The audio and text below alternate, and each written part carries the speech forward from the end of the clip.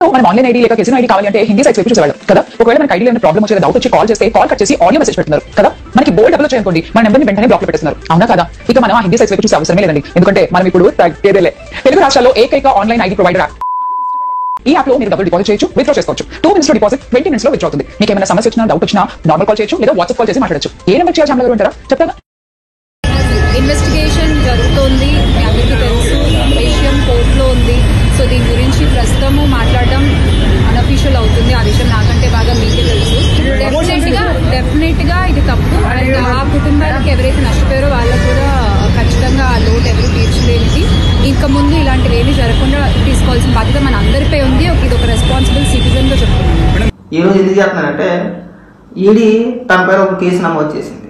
మీ అందరికీ తెలుసు, యాంకర్ శ్యామల రాజకీయాలకు రాకముందు ఈ బెట్టింగ్ యాప్స్ గట్టా ప్రమోట్ చేసుకుంటూ బతికేవాళ్ళు.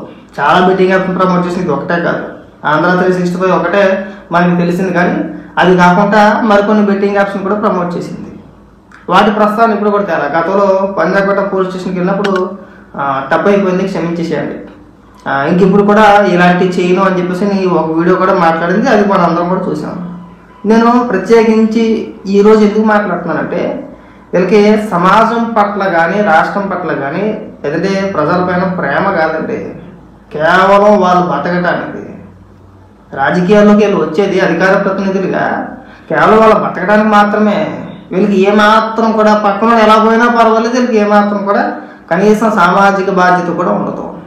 వైసీపీలో చేరాలంటే మినిమం క్వాలిటీ ఏంటంటే ఆర్థిక నేరాలు చేసి ఉండాలి, లేదంటే ఇలాంటి బెట్టింగ్ యాప్లు గట్రా ప్రమోషన్ చేసి ఉండాలి, లేదంటే కనుక ఏ గంజాయి బెచ్చో జైలుకి వెళ్ళొచ్చిన వాళ్ళు ఉండాలి.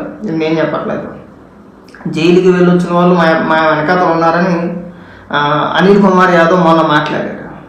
సో అదొక అర్హత అన్నమాట వాళ్ళకి. వైసీపీ పార్టీలో చేరాలంటే ఇవన్నీ ఉండాల్సిందే. వీళ్ళు చంద్రబాబు నాయుడు గారిని ఉద్దేశించి, పవన్ కళ్యాణ్ గారిని ఉద్దేశించి, నారా లోకేష్ గారిని ఉద్దేశించి మాట్లాడే వ్యక్తులు. మీకు అసలు కొంచెం అన్న ఇంగిత జ్ఞానం కానీ సిగ్గుగా అనిపిస్తుంది? అసలు మన వెనకాతలు చూసుకుంటేనేమో అన్ని క్రిమినల్ కేసులా.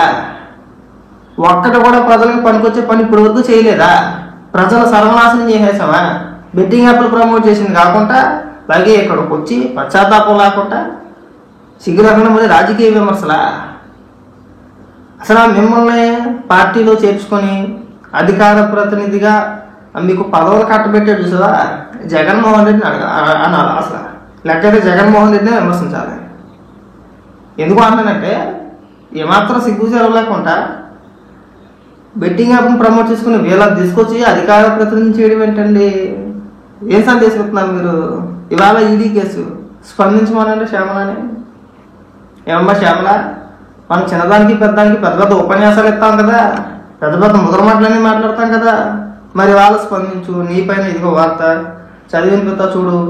బెట్టింగ్ యాప్స్ ప్రమోటింగ్ కేసులో సినీ నటులు రానా, విజయ్ దేవరకొండ, ప్రకాష్ రాజ్, మంచులక్ష్మి, నిధి అగర్వాల్, అనన్య నాగల్లా, యూట్యూబర్లు శ్రీముఖి, శ్యామల నువ్వే, హర్షశాయి, సన్నీ యాదవ్, లోకల్ బాయ్ నాని సహా 29 మందిపై ఈడీ కేసు నమోదు.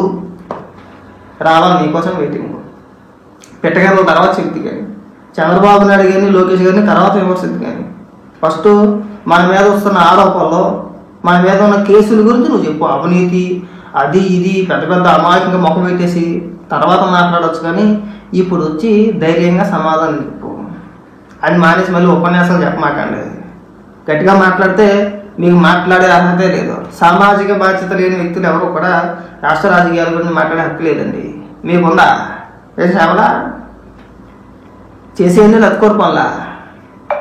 ఎంత దారుణం అంటే పైగా ఎంత డిపాజిట్ చేస్తే ఎంత వస్తాయో కూడా వీడియో చెప్పారు. ఆ బెట్టింగ్ యాప్ ప్రమోషన్లో వీడియో చేసుకొచ్చారు కదా, ఒకసారి ఆ వీడియో కూడా నా దగ్గర ఉండాలి. ఆలస్యం ఎందుకు, అది కూడా వినిపించేస్తే అయిపోద్ది కదా.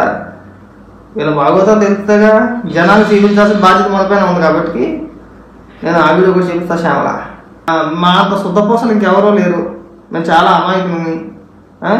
అసలు బెట్టింగ్ యాప్స్ అంటే ఏంటో మాకు తెలియదు. పైగా అవినీతి గురించి వీళ్ళు చెప్తారు. మళ్ళీ పొద్దున్న ఎత్తే అవినీతి, వంకాయ, కాకరకాయ అని చెప్పేసి వీళ్ళు చెప్తా ఉంటారు. ఇదిగోండి శ్యామల వీడియో అన్నాను కదా, ఇదిగోండి.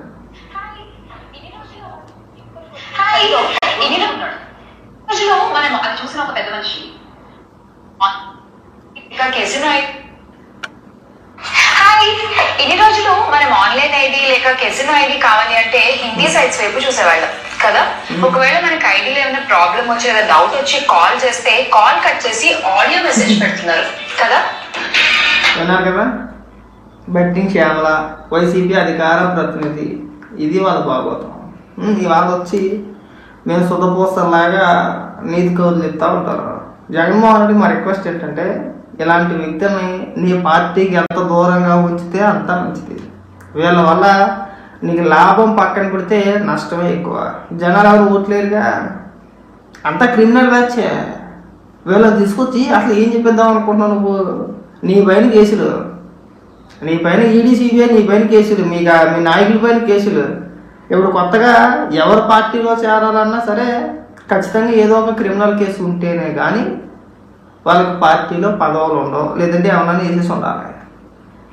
అనంతబాబు లాగా ఏ డ్రైవర్నో ఇంకొకరినో వేసేస్తే కానీ వీళ్ళ పార్టీలో పదవులు ఎవరు.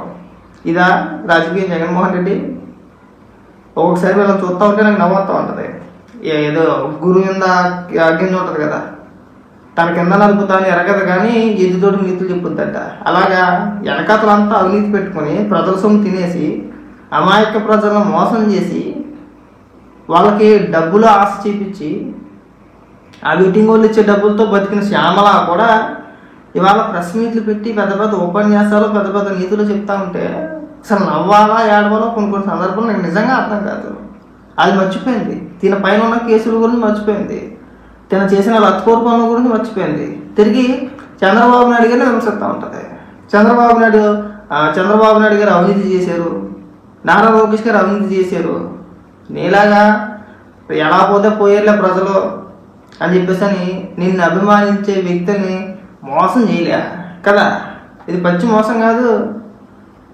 నీకు నిన్ను అభిమానించే వ్యక్తులు, నీకు కొంతమంది అభిమానులు ఉన్నారు.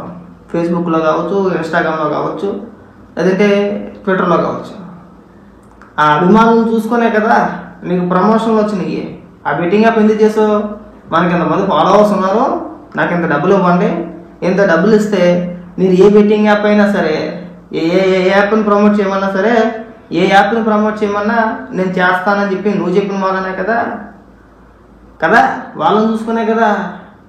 మరి నీ వల్ల బెట్టింగ్లో డబ్బులు పోగొట్టుకున్న వాళ్ళు ఎంతమంది ఉన్నారో తెలుసా?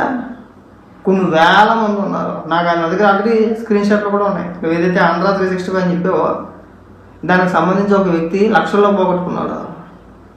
అవన్నీ చెప్పకుండా పోతే బోర్డు పోట పట్టుద్ది. బయటకు వచ్చి నువ్వు పెట్టగడలే చెప్తావో, స్టోరీలే చెప్తావో, లేదంటే ఇంకేమైనా చెప్తావో వచ్చి చెప్పు, వింటాం మేము కూడా.